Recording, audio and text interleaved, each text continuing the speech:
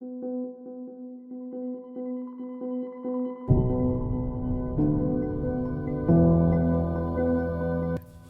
name is Bernard Omondi, a Kenyan citizen who stays in Nairobi's famous informal settlement called Kibera. By profession, I'm an electrical fitter and a husband to Eunice Akinyi and father of 3. During my stay in Kibera for the past 18 years, my relationship with the people in the society has been great and have been known simply as Rafiki, meaning friend. This name came about because of the way I relate to the people that has always been friendly. During my childhood life, I was raised up in the village and went to school in the local schools. I can't speak much about myself, but my mom told me that I was a bright boy, and from my school records, it is a true inspiration. It's because of the fee payment problems that made me to drop out of school at a very young age. Thanks be to the missionaries' work that came to my rescue. Salesians of Don Bosco started a project for children in need, street boys, and children from less fortunate families to transform them and offer them technical training skills so that they can go back to the society as good Christians, good technicians, and honest citizens. Through this, my life changed, and I thank God. This is the foundation that has guided me a lot in my activities. When I see poor families here in Kibera, I do get a reflection of my past.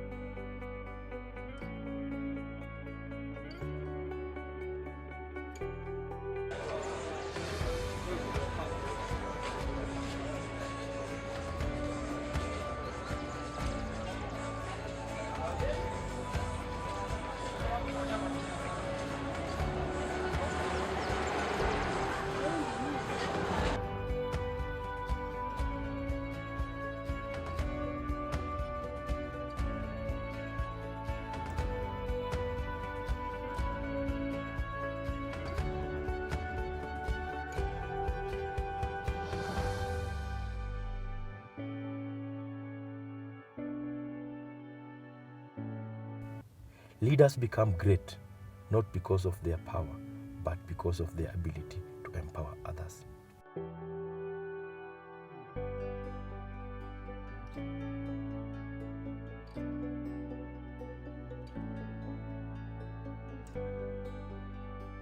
Every child has a right to play, and it's a dream of every child who loves to play football to become a great footballer.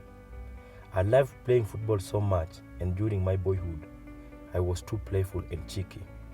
I can recall the remarks made in my school report some years back that I'm too playful and cheeky but clever.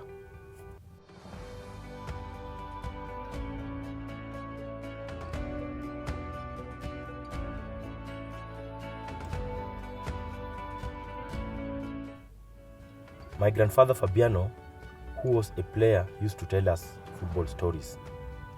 He knew about European and African football teams. In Africa, his favorite team was Cameroon, and him being a striker, he had interesting stories on a striker's role on the pitch. I started developing interest in watching football after interesting stories I learned from my grandfather.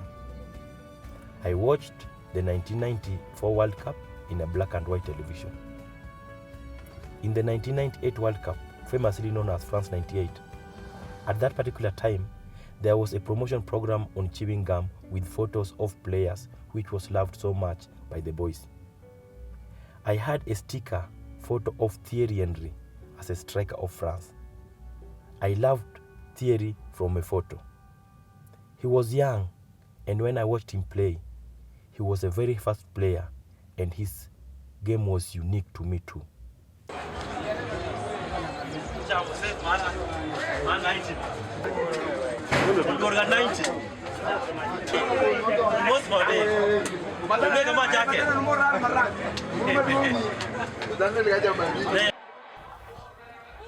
The main reason I started this project was because of the less fortunate families who cannot afford to have television and decoders in their houses in order to watch a live match. Football is a game that is loved by many, from the young to the elderly. And here in the slums of Kibera, such a project meets the demand of many, especially young people, who play football. This is where they can see the reality of the game from a professional perspective.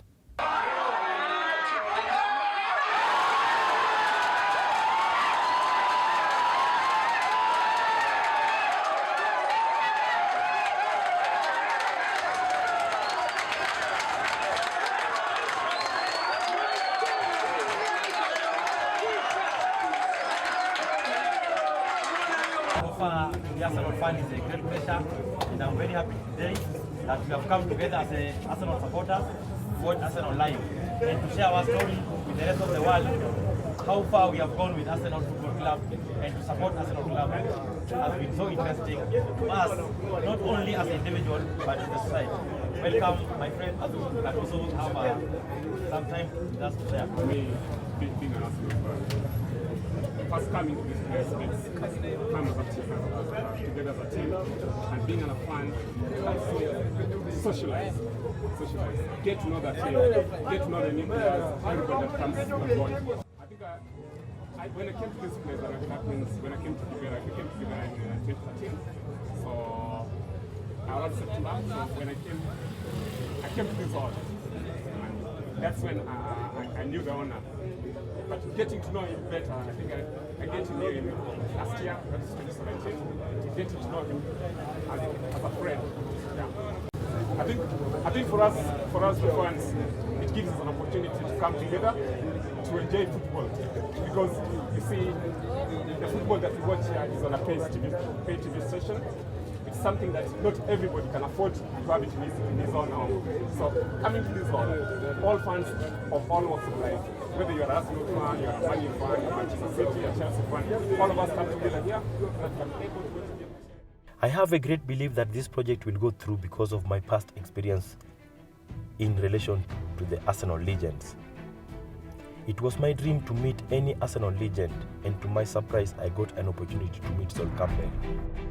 Later on, Thierry Henry came to Kenya in 2017, and I was lucky enough to share with him as I gave him my gift in remembrance of his hard work. He even embraced me with a hug. I believe they have the ability to help fund this project because I know they have the potential to drive this project through, or help me recommend the project to Arsenal Foundation. And that is my humble request. I trust you, Thierry. I really do. I know your love for the fans. I have seen it with my own eyes, and I felt it in my heart. I appreciate the attention you gave me as an ordinary fan in the stands. Be blessed.